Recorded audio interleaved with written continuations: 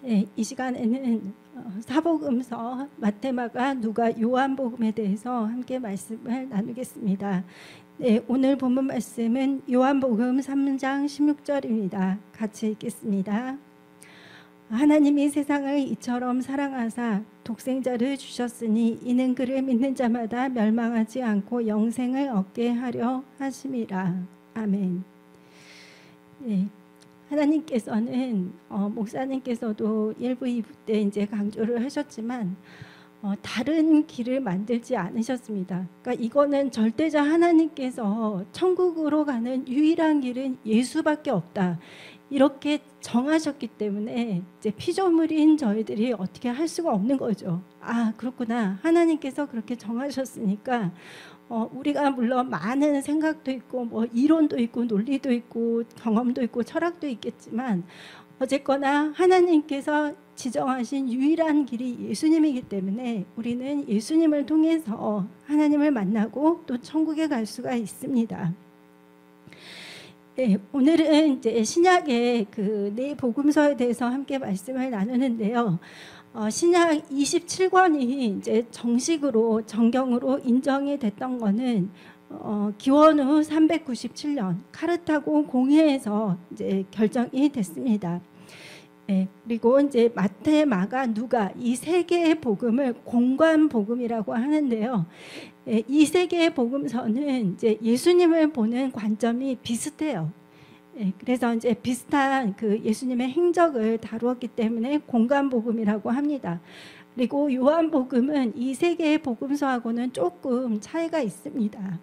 네, 그래서 한번 살펴보겠습니다. 첫 번째는 이제 마태복음인데요.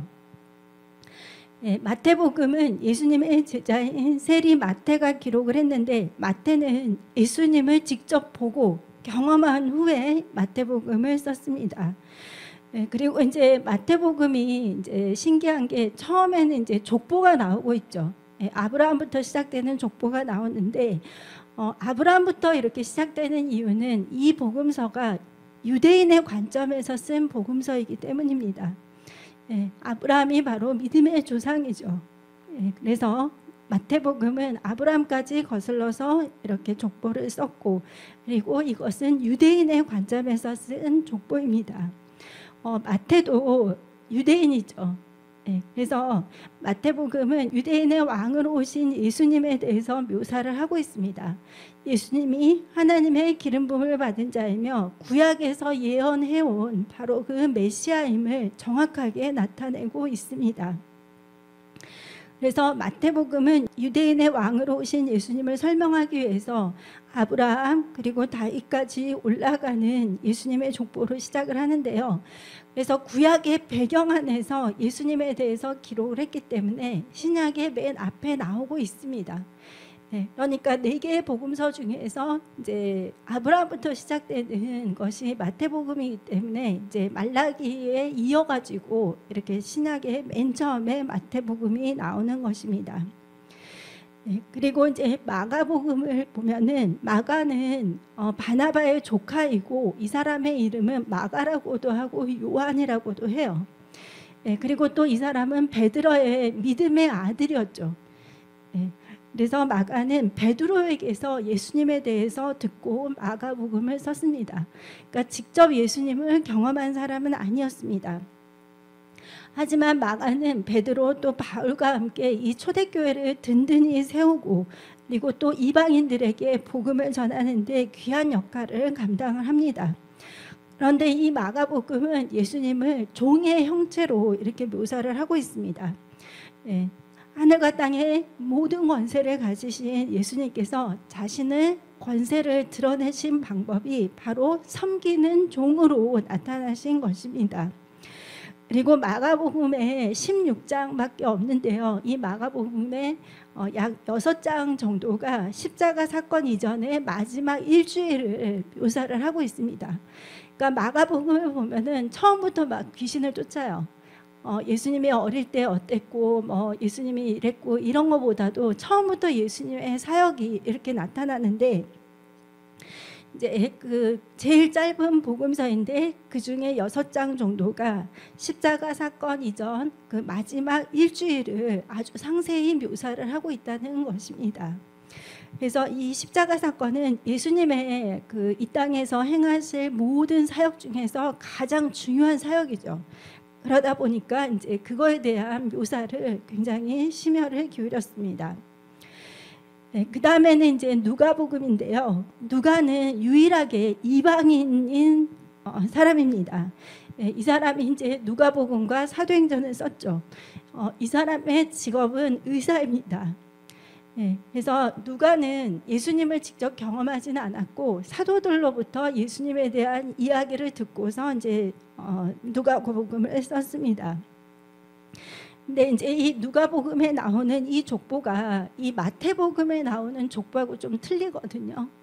네, 근데 이제 그 이유가 이 누가복음을 썼던 누가는 이방인이었기 때문에 이방인의 관점에서 예수님의 족보를 이렇게 정리를 했습니다. 그러다 보니까 아브라함까지만 한 게 아니라 아담과 하나님까지 이렇게 거슬러 올라가 가지고 족보를 완성을 합니다. 네, 그래서 누가복음에 이 예수님은 인간으로 묘사가 되어 있습니다. 그래서 누가가 예수님을 일컬을 때 가장 많이 사용했던 단어가 인자입니다. 네, Son of Man. 그래서 인자라는 단어를 많이 사용을 했는데 이것은 죄 많은 인간들을 구원하시기 위해서 육신을 입고 이 세상에 오신 것을 강조하기 위해서입니다. 네, 그리고 이제 의사이다 보니까 그 뭐랄까 약간 묘사도 굉장히 상세하죠. 네, 그 침례 요한의 탄생부터 그리고 예수님이 태중에 있을 때 그리고 또 예수님의 어린 시절까지 그리고 또 이제 성경학자들이 누가복음에 대해서 이렇게 연구를 할 때 굉장히 놀랐던 게 이제 다른 그 복음서에서는 그냥 팔이 아픈 사람 이렇게 나오는데 누가복음에서는 뭐 오른쪽 팔이 아픈 사람 이렇게 해서 이제 의사의 관점에서 더 상세하게 이렇게 기록을 했다 이렇게 파악을 하고 있습니다. 네, 그 다음에는 이제 요한복음인데요. 요한은 이제 사도 요한이죠. 네, 사도 요한은 요한복음, 요한 1, 2, 3서 그리고 요한계시록을 기록을 했습니다. 근데 이 요한복음은 세 개의 복음서하고 겹치는 그 스토리가 8%밖에 되지를 않아요. 네. 그래서 조금 복음서들 중에서도 가장 독특한 그런 특징을 가지고 있습니다. 그리고 요한복음의 절반은 십자가에 죽으시던 기간의 내용입니다. 네, 아주 상세히 기록이 되어 있고 예수님의 그 기도에 대해서도 너무너무 마치 예수님이 내 옆에서 기도하시는 것처럼 그렇게 아주 상세하게 기록을 하고 있습니다. 네, 그리고 이제 이 요한은 주로 예수님의 그 예루살렘 사역을 기록을 했습니다. 네, 보면은 예수님께서 그 갈릴리 나사렛에 자리를 잡고 사셨잖아요. 근데 이제 그거는 이제 그 공생애가 시작되기 전까지였고 이제 가나의 혼인 잔치부터 이렇게 조금 이제 집에서 멀어지기 시작하는데 어쨌거나 예수님께서도 유대인이었기 때문에 유대인의 명절이 있을 때는 이 갈릴리에 있다가도 이제 명절이 되면 예루살렘으로 다시 가고 그리고 다시 고향으로 돌아왔다가 또 명절이 되면은 또 예루살렘으로 가시고 이렇게 해서 갈릴리하고 예루살렘을 왔다 갔다 하는 그런 행적을 가지고 있는데 이 요한복음은 바로 예루살렘에서 일어난 그런 사건들을 주로 기록을 했다는 것입니다. 그래서 요한복음은 예수님을 완전한 하나님 그리고 하나님의 아들로서 이렇게 묘사를 하고 있습니다. 저희가 이제 요한이 기록한 예수님에 대해서 설명한 것을 좀 살펴보면 요한복음 6장 35절에 나는 생명의 떡이다 이렇게 말씀하셨고 8장 12절에는 나는 세상의 빛이다. 그리고 10장 7절에는 나는 양의 문이다 이렇게 말씀하셨고 또 10장 11절에는 나는 선한 목자다. 그리고 11장 25절에는 나는 부활이요 생명이다. 그리고 14장 6절에는 나는 길이요 진리요 생명이다. 그리고 15장 1절에는 나는 참 포도나무다 이렇게 말씀을 하셨습니다. 예, 그러니까 사람들이 또 예수님의 제자들이 계속 예수님에 대해서 물었죠. 선생님 대체 누구십니까? 이렇게 계속 물었는데 예수님은 말씀 가운데 계속해서 내가 누구라는 것을 이렇게 말씀을 계속 하고 계십니다. 네, 그리고 이제 이 4개의 복음서의 핵심은 무엇이냐? 뭐냐면 예수 그리스도를 구세주로 영접하고 영생을 얻고 그리고 천국에 간다. 이것이 가장 중요한 핵심입니다. 그래서 저희들이 아까 요한복음 3장 16절에 읽었죠. 네, 하나님께서 세상을 너무 사랑하셔가지고 독생자 예수님을 보내주셔가지고 이 예수를 믿는 사람들은 다 멸망치 않고 영생을 얻게 하신다고 이렇게 말씀을 하셨습니다. 네, 그러니까 저희들이 그 창세기 1장을 읽어보면 저도 어떨 때는 그냥 이야기를 읽듯이 쭉쭉 읽는데 어느 날은 창세기 1장을 읽는데 갑자기 이 마음이 뭉클하면서 그 하나님의 그 뭐랄까 네, 하나님의 마음이 어떠했을까 하는 게 와닿았을 때가 있었거든요. 그래서 하나님께서 빛이 있으라 또 이렇게 또 해와 달을 만드시고 여러 가지 자연과 동식물들 그리고 인간을 만드시고 그것을 하실 때마다 보기에 좋았다 이렇게 말씀을 하셨는데, 그러니까 하나님은 그 천지창조를 하시면서 너무나 기쁘셨던 거예요. 이 세상을 그리고 너무 사랑하셨고, 그리고 하다못해 우리 인간은 다른 형상이 아니라 하나님의 형상으로 만들었잖아요. 그러니까 하나님께서 얼마나 인간에 대한 그 애정이 있으신지 저희들이 알 수가 있죠. 다른 동식물들은 다 자신들의 형상대로 이렇게 만들어졌는데 인간만큼은 하나님의 형상대로 지음을 받았거든요. 그래서 하나님께서는 이 사랑하는 그 사람들에게 생명을 주시기 위해서 바로 예수님을 우리에게 보내주셨습니다. 그러면 저희들이 그 예수님의 일생을 그 복음서의 시간대별로 이렇게 해서 한번 살펴보겠습니다. 첫 번째는 이제 가브리엘 천사가 동정녀를 통한 예수의 탄생이 있을 거다 하는 것을 예고를 했죠. 그래서 천사를 보내서 마리아에게 이렇게 말씀을 하셨고, 그리고 마리아가 아멘 이렇게 할 때 이제 그것이 진짜로 이루어져서 예수님께서 마리아를 통해서 탄생을 하셨습니다. 그리고 이제 누가복음에 보면은 예수님의 유년 시절과 성장기 시절이 나타나 있죠. 그리고 30세까지는 나사렛에서 계속 지내셨습니다. 두 번째는 이제 요단강에서 침례를 요한에게 받으셨죠. 그리고 이제 공생애를 시작을 하셨는데 이 요한이 침례를 줬던 그 요단강은 갈릴리에서는 한참 밑으로 내려와야 하는 그 지점이거든요. 그래서 이제 거기서 침례를 받고, 그리고 이제 그 거기서 옆으로 요단 서쪽으로 조금만 더 나아가면 유대의 광야가 나와요. 그래서 40일 동안 금식하시고 사단에게 시험을 받으셨습니다. 그리고 이제 침례를 받은 후에 이제 제자들 5명을 만납니다. 처음에 만났던 제자가 요한, 그리고 안드레. 근데 이 두 사람은 침례 요한의 제자였어요. 그러니까 예수님의 제자가 되기 이전에 요한과 그리고 안드레는 이미 침례 요한의 제자였고, 그래서 침례 요한이 예수님의 침례를 주실 때 그때 이제 옆에 있었겠죠. 그리고 이제 이 요한과 안드레가 베드로와 빌립과 나다나엘을 예수님께로 데리고 옵니다. 그래서 5명의 제자가 처음에는 이렇게 함께 예수님과 다닙니다. 그 다음에 일어난 일이 이제 가나 혼인잔치인데요. 이때 이제 어머니 마리아와 그리고 5명의 제자들과 함께 이 가나의 혼인잔치에 참석을 합니다. 이때 이제 물을 벼서 포도주가 되게 만드시죠. 그리고 이제 성경학자들은 이때 이제 아버지 요셉이 이미 돌아가시고 없었을 것이다 이렇게 추측을 하는데 그러니까 어머니가 이렇게 초청을 받을 만한 그런 자리에 아버지가 없었다는 것은 이제 예수님이 공생애를 시작하기 전에 이미 이제 요셉이 이제 죽었을 것이다, 이렇게 이제 추측을 하고 있습니다. 그리고 사실 그 이후로는 요셉에 대한 어떠한 이야기도 성경에 나오지는 않죠. 예, 이렇게 해서 이제 가나에서 그 첫 번째 기적을 행하시고, 그 다음에 이제 첫 번째 유월절이 와요. 예, 그래서 이제 예루살렘으로 이동을 하십니다. 그래서 가셔서 이제 성전을 정결케 하는, 그러니까 성전에 장사꾼들을 다 내어 쫓습니다. 그리고 또 예루살렘 성전 그 근처에서 많은 이적들을 행하시죠.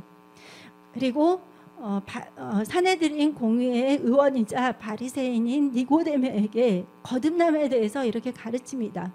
니고데모가 밤중에 사람들이 많이 없을 때 예수님을 찾아오죠. 그래서 예수님께서 거듭남에 대해서 아주 상세하게 이렇게 이야기를 합니다. 그렇게 해서 한 8개월 동안을 이 유대 지역에 이렇게 거하십니다. 그리고 이제 다시 유대를 떠나서 이렇게 갈릴리로 가시려고 하는데, 그 중간에 들리셨던 곳이 바로 사마리아입니다. 그래서 여기서 이제 사마리아 여인에게 수가성에서 복음을 전하시죠. 그리고 이제 그 예수님께서 행하신 두 번째 이적이 바로 왕의 신하를 고치는 거.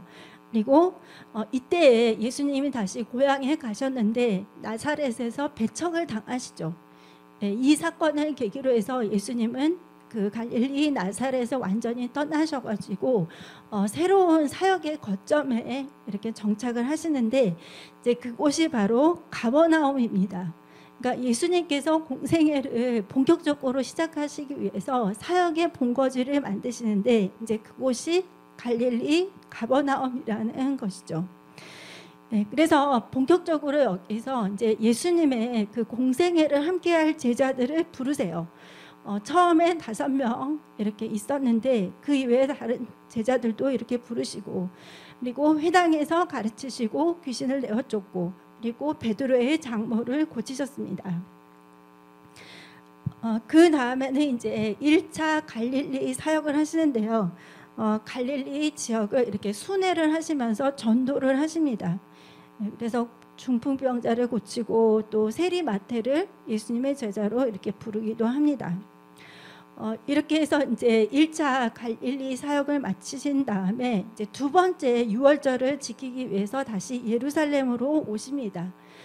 오셔가지고 이제 베데스다 연못에서 38년 된 병자를 고치시고, 그리고 예루살렘에서 사역을 하시는데 이제 유대인들의 박해가 본격적으로 시작이 됩니다.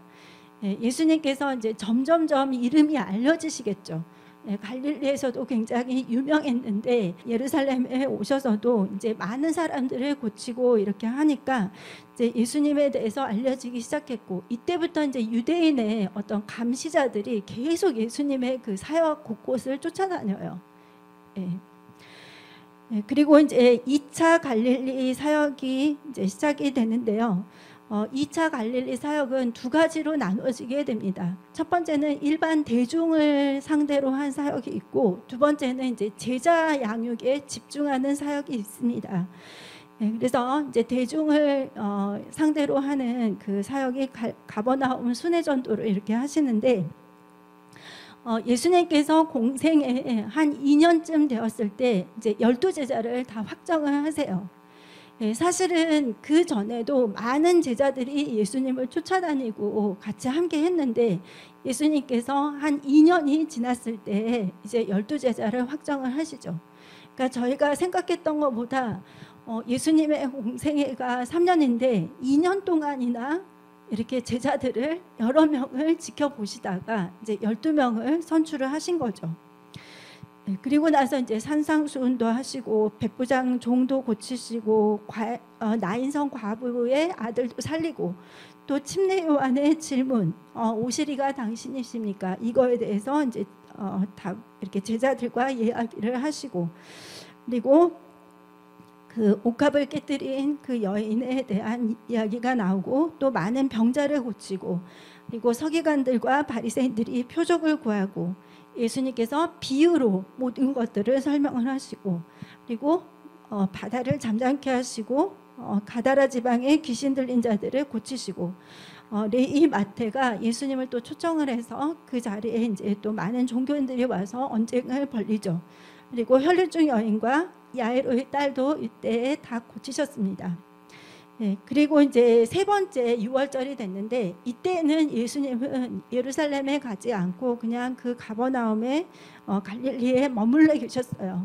근데 이제 가버나움에만 계신 게 아니라 북방의 갈릴리 그리고 수로보니게 데가볼리 그리고 헐몬산 지역 그러니까 갈릴리 북부 쪽으로 해서 이렇게 본격적인 어떤 사역이라기보다 그러니까 제자들을 데리고 다니시면서 제자들을 집중적으로 훈련을 시키셨습니다. 그래서 오병이의 기적이 이때 있었고 바다 위를 걷고 또 장로들의 유전에 대해서 가르치시고 또 4,000명을 먹이는 기적이 있었고 그리고 가이사랴 빌립보에서 베드로가 예수님을 이렇게 메시아로 고백을 하는 장면도 나오고 그리고 예수님께서 그 변화산상에서 영광스러운 모습으로 변형이 되시는 모습이 나옵니다. 예, 이렇게 해서 이제 제자들과 이렇게 집중적으로 함께 있는 그 시간을 보낸 다음에 그 다음에 이제 초막절을 지키시기 위해서 예루살렘으로 향하십니다. 예, 그래서 열 문둥병자를 고치시고 그리고 70인의 전도단을 베레아로 파송을 하십니다. 이 베레아는 예수님이 침례를 받은 장소이기도 하고 예수님의 사역을 마치는 장소이기도 합니다. 그래서 예수님은 그곳에 대한 또 애정이 있으셨고 그래서 70인의 전도단을 그곳에 이렇게 파송을 하기도 하셨습니다.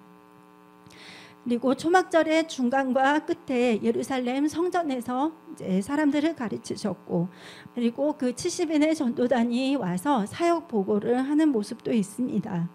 네, 그리고 선한 사마리아인의 비유도 말씀하셨고 마리아와 마르다의 그 작은 분쟁도 나오고 있습니다. 그리고 이제 예수님께서 이때에 이제 제자들에게 주기도문을 가르치셨죠. 네, 그리고 성전에서 목자와 양에 대해서 설교를 하셨습니다. 네, 요한복음 10장에 나오고 있습니다. 네, 그리고 이제 수전절에는 나와 아버지는 하나다, 나는 하나님이다 이렇게 선포를 하셨습니다. 그래서 죽었던 나사로를 살리셨고 그리고 요단 동편 베레아에서 3개월 동안 또 예수님께서 사역을 하셨습니다. 그리고 예수님께서 이제 다시 예루살렘으로 오실 때 삭개오를 만났죠. 네, 그래서 삭개오를 만나는 장면이 나오면 예수님의 사역이 이제 끝났구나 이거를 저희들이 알 수가 있습니다. 그래서 이제 예수님께서 마지막 일주일을 어떻게 보내셨는지 이제 간략하게 말씀해 드리면 안식일 그러니까 토요일 날 이제 베다니의 마리아가 향유를 부었습니다. 그리고 그 다음 날 주일 저희들에게는 주일이고 그래서 안식일 다음 날 예수님께서 나귀를 타고 이제 예루살렘에 입성을 하셨죠. 그리고 이제 그 다음 날 월요일 날 이제 성전을 정결케 하시고 무화과 나무를 저주하셨습니다. 그리고 화요일 날은 종교 지도자들의 그 질문하고 또 예수님께서 답을 하셨고 그리고 예수님께서 감람산에서 강론을 하셨습니다. 그리고 수요일 날은 이제 예수님을 죽이려고 이제 종교인들이 의논을 했고 유다가 배반을 합니다. 그리고 이제 목요일 날이 그 6월절 마지막 만찬이죠. 그리고 대제사장적인 중보기도를 요한복음에 이렇게 하시고 겟세마네 동산에서 기도하신 다음에 이제 잡히셨죠. 그리고 이제 금요일 날은 사실 목요일부터 금요일은 그러니까 예수님이 밤새도록 신문을 당하신 거예요. 그래서 밤새도록 신문을 당한 다음에 이제 새벽부터 이제 재판이 시작이 되죠. 그래서 빌라도의 재판 그리고 이제 십자가에 죽으셨고 그다음에 그날 바로 장사를 지내고 무덤에 들어가셨습니다. 그리고 토요일 날 하루를 지낸 다음에 이제 안식 후 첫날 주일에 바로 예수님께서 부활을 하셨습니다. 이렇게 해서 이제 예수님의 마지막 일주일이 이렇게 정리가 됐습니다. 그리고 이제 예수님의 죽음과 부활에 대해서 이제 함께 조금 더 자세하게 이야기를 나눠보면 가룟 유다가 예수님을 팔기 위해서 이제 종교인들과 거래를 하죠. 예, 그러면서 예수님께서는 제자들의 발을 씻기시면서 그들에게 당부를 하시고 또 그들을 위해서 기도하십니다. 그리고 제자들과 최후의 만찬을 하신 다음에 겟세마네 동산에서 기도를 하시고 체포가 되십니다. 예, 그다음에 이제 대제사장 안나스에게 신문을 받고 가야바와 사내들인 공회의 신문을 또 받습니다. 그리고 또 빌라도의 신문을 받기도 하죠. 그리고 헤롯에게도 신문을 받습니다. 다시 또 이제 빌라도에게 또 보내져서 다시 신문을 받고 이제 로마 병사들이 예수님을 조롱하고 채찍질을 합니다. 그리고 이제 갈보리에서 이제 십자가에 달려서 죽으셨죠. 그때 이제 성전 휘장이 위에서부터 아래까지 완전히 찢어지면서 이제 놀라운 그런 일들이 일어났습니다. 무덤이 열리면서. 그리고 요셉이 소유한 동산의 무덤에 묻히셨습니다. 그리고 사흘 후에 부활해서 제자들에게 나타나셨습니다. 예, 이렇게 해서 이제 예수님께서 부활하시고 죽으시기까지 이것들이 이제 성경에 다 기록이 되어 있습니다. 예, 그래서 지금 뭐 이스라엘과 이란의 전쟁도 그렇고 또 일본의 뭐 지진이라든지 또 여러 가지 전염병이라든지 또 우리나라도 사실 모든 게 안정된 거는 아니죠. 예, 그래서 많은 뉴스들이 있고 또 어수선한 어떤 시기일 수도 있는데 어쨌거나 저희는 이제 하나님께서 저희들에게 기도 제목을 주신다고 생각을 합니다. 그래서 여러분은 하나님 안에서 계속해서 예수님을 바라보시고 그리고 하나님께서 주시는 여러 가지 그 소식들을 그냥 뭐 두려움이나 걱정으로 이렇게 여기지 마시고 그것을 기도 제목으로 하나님께 이렇게 올리시면서 또 하나님께서 어떻게 기도들을 응답을 하시는지 이렇게 하나님의 역사하심을 이렇게 기대하시면 좋을 것 같습니다. 네, 갑자기 제가 이렇게 하게 되어서 준비가 많이 좀 부족했는데 예, 어쨌건 이 한 주간도 잘 승리하시고 또 저희 권사님들 위해서 저희들이 함께 기도를 해야 될 것 같습니다. 네, 그러면 기도하고 마치겠습니다.